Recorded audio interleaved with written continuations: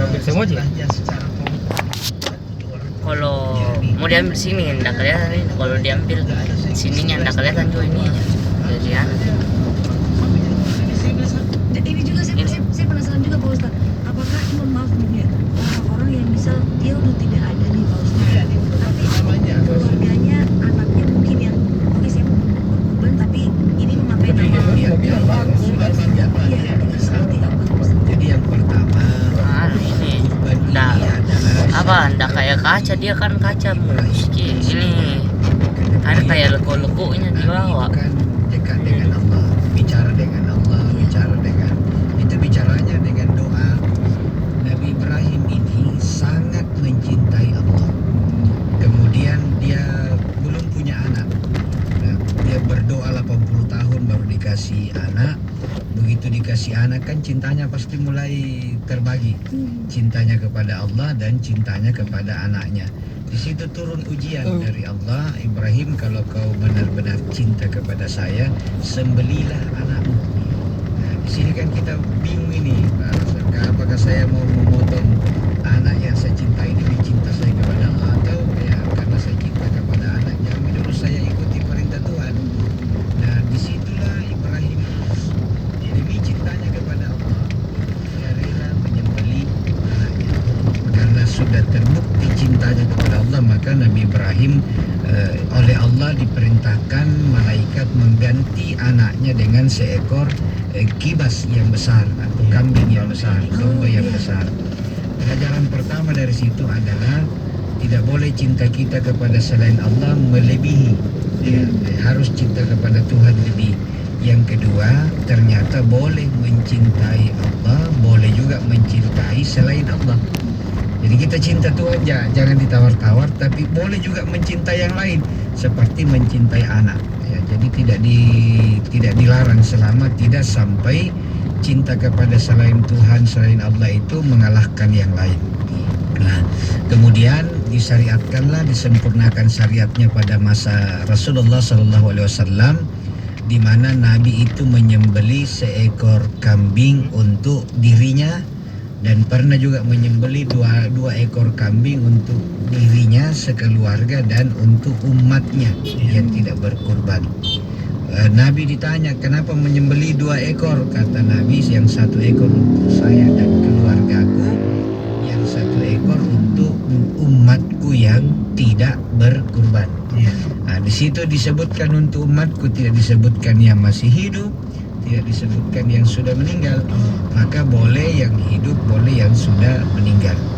Kalau yang kurban dengan sapi atau onta itu sahabat, ya, Abu Bakar, Umar, itu menyembelih kurban dengan sapi, lalu dia digabung 7 orang. Karena dia bertanya, ya Rasul, bolehkah saya berkurban dengan sapi, dengan onta? Ya, kata Nabi boleh, tapi dia bergabung 7 nama, 7 orang. Jadi kalau 1 sapi untuk 7 orang, 1 kambing untuk 1 orang.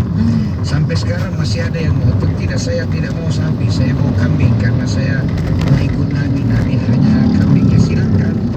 Ya, tetapi bukan tidak boleh sapi untuk bertujuh, karena kata Nabi, ikuti saya dan sahabatku, ikuti sunnahku dan sunnah para sahabatku.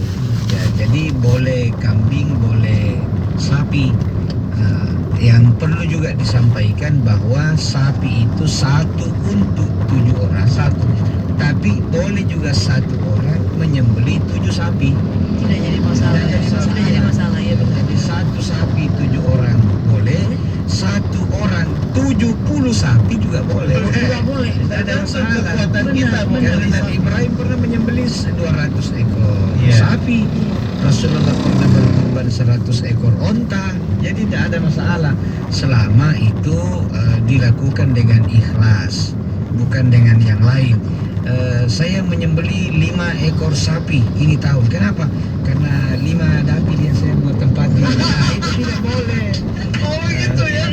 Iya, karena niatnya sudah lain. Betul, Pak Ustadz. Jadi Iya. it's okay, berkurban untuk almarhumah itu tidak apa-apa. Tidak apa-apa. Oke, tidak apa-apa ya, dijelaskan. Cuma ada syarat tambahan, Iya.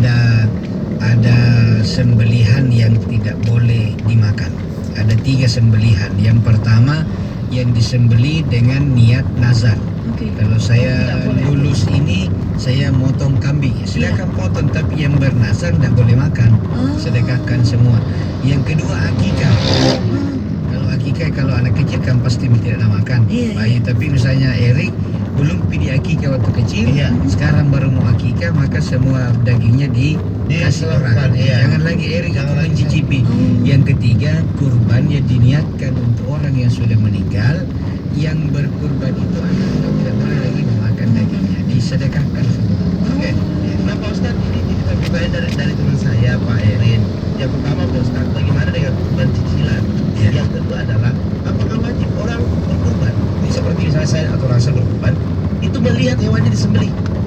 Ya, yang pertama cicilan kan kurban ini kan hukumnya sunat.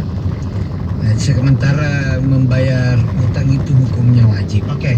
Kalau gara-gara berkurban baru dia berutang dan dia tidak bisa melunasi, malah berdosa. Iya. Jadi kalau cicilannya pasca kurban itu tidak boleh.